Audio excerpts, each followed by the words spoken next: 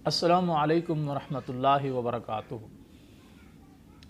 नहमदुहु व नुसल्ली अला रसूलिहिल करीम, अम्मा बाद, फ़अऊज़ु बिल्लाहिस समीइल अलीम मिनश शैतानिर रजीम, बिस्मिल्लाहिर रहमानिर रहीम। फ़अल्हमहा फ़ुजूरहा व तक़वाहा, क़द अफ़लह मन ज़क्काहा व क़द ख़ाब मन दस्साहा। सूरह अश-शम्स के अंदर अल्लाह ताला फरमाते हैं कि हमने हर नफ्स के अंदर अच्छाई और बुराई की पहचान डाल दी, और जिस बंदे ने अपने आप को पाकीज़ा रखा वो कामयाब हो गया, और जिस बंदे ने अपने आप को गुनाहों और गंदगियों से आलूदा कर दिया वो नामुराद हो गया, नाकाम हो गया। गुज़श्ता मौज़ू में हमने तरबियत औलाद के हवाले से इस बात का ज़िक्र किया कि फ़ितरतन हर बच्चा इस्लाम पर पैदा होता है, फिर उसके माँ बाप उसको जिस तरफ चाहें मुंतकिल कर दें। वो यहूदी हैं तो यहूदी बना दें, ईसाई हैं तो ईसाई, या जिस मज़हब से वो ताल्लुक़ रखते हैं वो उस मज़हब से उस बच्चे को मुंतकिल कर दें, यहाँ तक कि वो बड़ा होकर उसी मज़हब का जो है फ़र्द शुमार होता है।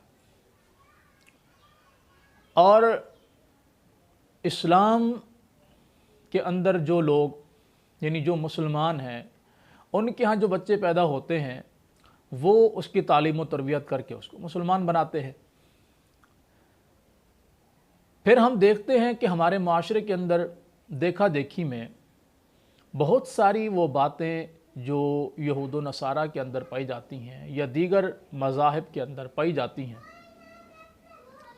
वो मुसलमानों के अंदर मुंतकिल हो रही हैं।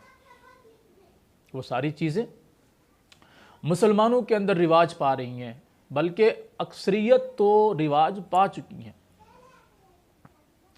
आप मुसलमानों की खुशी का मामला देख लें, आप मुसलमानों की गमी का मामला देख लें, खुशी का मामला हो या गमी का मामला हो, हर मौके पर आपको वो चीज़ें नज़र आएंगी जो इस्लाम के मुतज़ाद होंगी, इस्लाम के मनाफी होंगी, और जिनकी इस्लाम ने बड़े सख्त अल्फाज ने नफ़ी की हुई होगी, वो बातें आपको मिलेंगी। उसकी वजह यही है कि हम मुसलमान तो हैं, मुसलमानों के घर में पैदा भी हुए, मुसलमान भी हो गए, लेकिन बदकिस्मती से हमने इस्लाम के साथ अपना ताल्लुक़ नहीं रखा।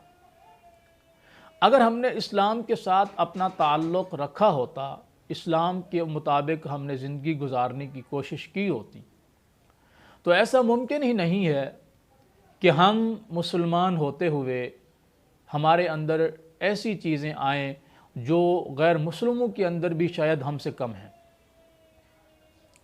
जो बुराइयां गैर मुस्लिमों के अंदर हैं वही बुराइयां, बल्कि उससे कई गुना बढ़कर वो बुराइयां हमारे अंदर मौजूद हैं। वजह क्या है कि हमने जब इसे इस्लाम को छोड़ा, गैर मुस्लिमों को अपनाना शुरू किया, उनके तौर तरीक़ों को देखना शुरू किया, टीवी के ज़रिए, ड्रामों के ज़रिए, मुख्तलिफ़ चीज़ों के ज़रिए, तो हमारी औरतों के अंदर, हमारे मर्दों के अंदर, हमारे बच्चों के अंदर, हमारी बच्चियों के अंदर वो चीज़ें मुंतकिल होना शुरू हुई, यहाँ तक कि आज उसका नज़ारा हम लोग अपनी आँखों से देख रहे हैं। वरना इस्लाम एक पाकीज़ा दीन है, बाहया दीन है, बाशरा दीन है और बागैरत दीन है। इस्लाम बेगैरती को, बेशर्मी को, बेहयाई को बर्दाश्त ही नहीं करता। पसंद तो दूर की बात, बर्दाश्त ही नहीं करता। इस्लाम ये चाहता ही नहीं है कि उसके मानने वालों में बेहयाई हो, गुनाह हो, बुराई हो, बेशर्मी हो, बेगैरती हो, बेपर्दगी हो, या इस्लाम से ला ताल्लुक़ी का मामला। इस्लाम इस बात को कभी भी बर्दाश्त नहीं करता। तो हमें अल्लाह ताला औलाद अता फरमाता है तो हम अपनी औलाद को बेहतर बनाने में भी अपना किरदार अदा कर सकते हैं, बुरा बनाने में तो वैसे किरदार अदा कर रहे हैं। हम अपनी औलाद को दुनिया की हर सहूलत देने की कोशिश करते हैं, हर सहूलत हम उनको देते हैं कि ये तुम्हारे खाने की चीज़ें हैं, ये तुम्हारे पीने की चीज़ें हैं, ये तुम्हारे पहनने की चीज़ें हैं, ये तुम्हारी खेलने की चीज़ें हैं। क्या कभी हमने अपनी औलाद को तालीम व तरबियत के अंदर कुछ इस्लामी बातें भी बताई हैं उनको? आपने सोना कैसे है, उठना कैसे है, رات کو اگر آپ خواب میں ڈر جائیں اور سوتے ہوئے ڈر جائیں تو کیا کرنا ہے؟ اٹھ گئے ہیں تو اب آپ نے سب سے پہلے کیا کرنا ہے؟ اور کسی کے ساتھ ملنا ہے تو کس انداز میں ملنا ہے؟ گفتگو کرنی ہے تو کیسے کرنی ہے؟ یہ ساری چیزیں جب ہمیں معلوم نہیں ہیں تو ہم اپنی اولاد کو خاک بتائیں گے؟ لامالہ ہماری اولاد پھر وہی کچھ سیکھے گی جو وہ ہمیں کرتے ہوئے دیکھے گی۔ ہم اگر جھوٹ بولیں گے ہماری اولاد بھی بولے گی، ہم اگر گالم گلوچ کریں گے ہماری اولاد بھی کرے گی، ہم اگر کسی کی حق تلفی کریں گے ہماری اولاد بھی کرے گی، ہم اگر کسی کے ساتھ انصاف کریں گے ہماری اولاد بھی کرے گی، ہم نماز پڑھیں گے اولاد بھی پڑھے گی، قرآن پڑھیں گے اولاد بھی پڑھے گی، نیکی جو بھی کریں گے اولاد اس کو دیکھ کے کرنے کی کوشش کرے گی، اسی طرح گناہ جو بھی کریں گے اولاد اس کو دیکھ کے کرنے کی کوشش کرے گی۔ تو ہم رول ماڈل ہیں اپنی اولاد کے لیے، اور ہمارے آئیڈیل کون ہیں؟ محمد الرسول اللہ صلی اللہ علیہ وسلم۔ اللہ تعالیٰ قرآن کریم میں فرماتے ہیں لَقَدْ كَانَ لَكُمْ فِي رَسُولِ اللَّهِ أُسْوَةٌ حَسَنَةٌ، البتہ تحقیق محمد الرسول اللہ صلی اللہ علیہ وسلم کی زندگی مبارک تمہارے لیے بہترین نمونہ ہے۔ اللہ کے نبی صلی اللہ علیہ وسلم کا اٹھنا، بیٹھنا، چلنا، پھرنا، آپ کا بچپن، آپ کا لڑکپن، آپ کی جوانی، آپ کا بڑھاپا، ہر اس بندے کے لیے، آپ کا بچپن بچوں کے لیے، لڑکپن ہمارے لڑکوں کے لیے، جوانی ہمارے جوانوں کے لیے، بڑھاپا ہمارے بزرگوں کے لیے بہترین نمونہ ہے۔ یعنی آپ عمر کے کسی بھی حصے کے اندر ہیں تو آپ کے لیے اللہ کے رسول صلی اللہ علیہ وسلم کی زندگی آپ کے لیے رہنمائی کا سبب ہے، اور آپ سے بڑھ کر پھر اس طرح زندگی گزارنا اور اتنی خوبصورت انداز میں، اتنے اچھے انداز میں زندگی گزارنے کے لیے کوئی آئیڈیل نہیں ہے۔ پھر دھوکہ اور فراڈ ہے۔ پھر جو یہ سمجھتا ہے کہ نہیں میں کسی اور کو فالو کروں گا، اس کے مطابق چلنے کی کوشش کروں گا، تو وہ یقیناً دھوکے کے اندر ہے، وہ پھر کسی بڑی گمراہی کے اندر مبتلا ہے، ورنہ اسلام کے ہوتے ہوئے کسی چیز کی اس کو ضرورت ہی پیش نہیں آتی۔ ہم گزشتہ پروگرام میں اس بات کا ذکر کر چکے ہیں کہ نبی علیہ الصلوۃ والسلام نے فرمایا جب تمہارا بچہ بولنا شروع کرے تو سب سے پہلے اسے لا الہ الا اللہ کی تلقین کریں۔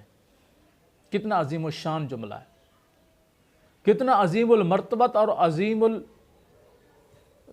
المرتبت اور کتنا بلند و بالا جملہ ہے کہ سب سے پہلے اپنے بچے کو لا الہ الا اللہ کی تلقین کریں، توحید، عقیدہ توحید اس کے دل کے اندر ڈالیں، اس کو یہ احساس ہو کہ میں مسلمانوں کے گھر میں پیدا ہوا ہوں، میرا رب ایک ہے، اس کے علاوہ کوئی میرا معبود نہیں ہے کہ جس کی میں عبادت کروں۔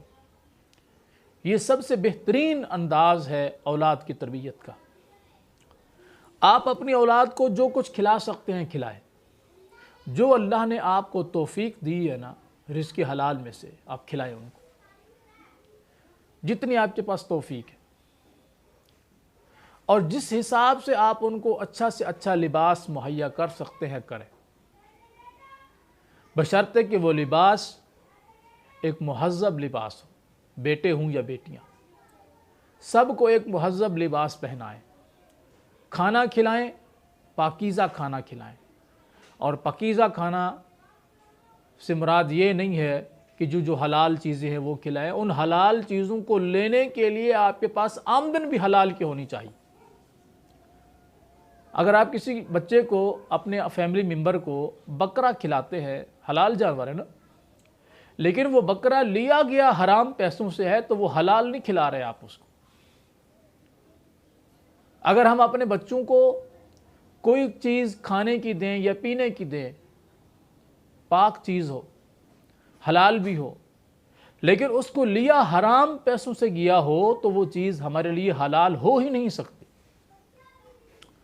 اور نبی علیہ الصلوۃ والسلام کا وہ فرمان یاد رکھیں جس میں آپ نے فرمایا کہ جس نے ایک لقمہ حرام کا کھا لیا 40 دن تک اللہ اس کی کوئی فرض نماز بھی قبول نہیں فرماتا۔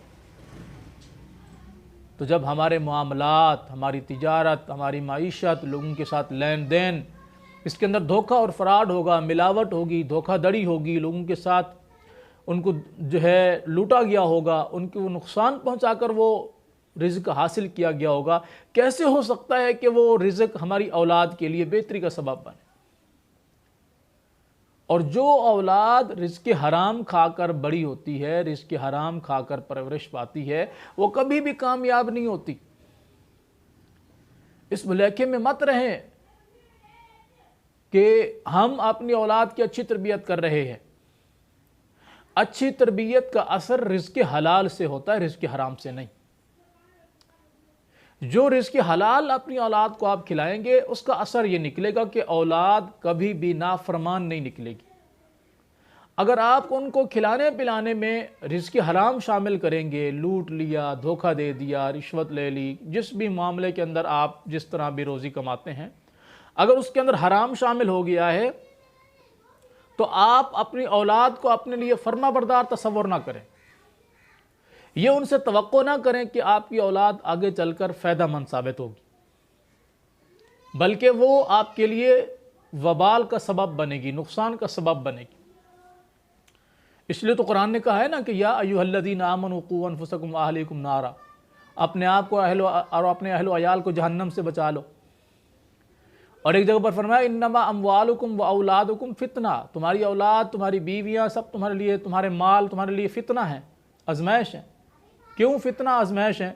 اس لیے کہ ہم ان کے لیے جس طرح سے روزی کما رہے ہیں اس کے اندر حلال نہیں ہے، اس کے اندر حرام شامل ہے۔ اور جب حرام شامل ہو، وہ چیزیں کھا کر ہماری اولاد بڑی ہو، جوان ہو اور وہ کامیابی کی طرف جانا شروع ہو جائے، تو وہ ظاہری طور پر کامیابی تو ہے لیکن حقیقت میں ہمارے لیے نقصان ہے۔ ہم نے اپنی اولاد کے لیے وہ کچھ جمع کیا ہے جو ہمارے لیے آگے چل کر نقصان کا سبب ہے۔ تو کوئی بھی عقل مند انسان آگے اپنے لیے نقصان کو جمع کرنا پسند نہیں کرے گا۔ جو جانتے ہوئے کہ میری اولاد بے راہ روی کا شکار ہو رہی ہے، میری اولاد کو جو کچھ کھلایا جا رہا ہے وہ رزق حلال نہیں ہے، میری اولاد کو جو کچھ پہنایا جا رہا ہے وہ رزق حلال نہیں ہے، تو قیامت کے دن کس کی پکڑ ہوگی؟ کس سے پوچھا جائے گا؟ ہم سے پوچھا جائے گا۔ ہم نے اپنی اولاد کو کیا کھلایا، کیا پلایا، کس چیز سے ان کی تعلیم و تربیت کی، کس حساب سے ان کو لے کر چلے، ان سب چیزوں کا ہمیں وہاں جواب دینا ہوگا۔ انشاءاللہ العزیز اس سلسلے کو آگے مزید جاری رکھیں گے۔ السلام علیکم ورحمۃ اللہ وبرکاتہ۔